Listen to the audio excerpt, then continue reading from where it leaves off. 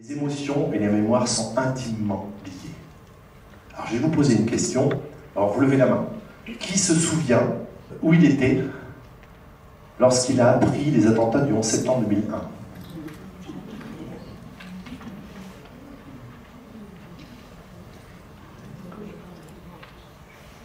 Voilà, on va dire 9 personnes sur 10. Qui peut me dire ce qu'il a fait à 10h30 le 11 septembre 2016 ? Levez la main.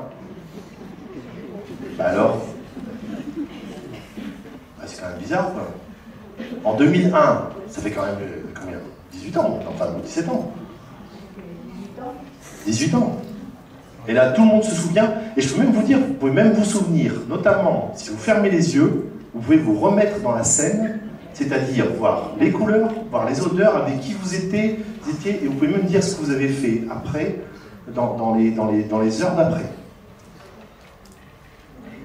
Et bizarrement, ce que vous avez fait il y a 3 ans, vous en souvenez plus.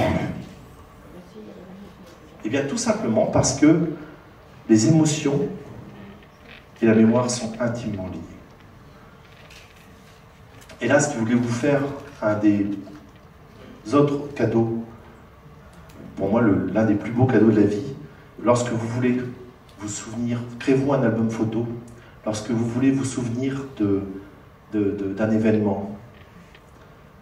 Voilà, vous êtes en famille, vous êtes entre amis, vous voyez un paysage magnifique, en disant, eh bien, dites-le à votre cerveau, dites-le à vous-même, en disant, bah ça, je le fixe. Et cet instant, je veux m'en souvenir jusqu'à la fin de ma vie. Et vous verrez que, eh bien, vous allez pouvoir, comme ça, vous fabriquer l'un des plus bels albums photos, que là, vous pouvez emporter partout. Vous aurez tout le temps avec vous. Et en fonction des émotions, eh bien, vous aurez ce qu'on appelle, parce que la mémoire, c'est pas comme on peut avoir un disque dur dans un ordinateur, hein, on ne va pas chercher, c'est une reconstruction d'image en fait.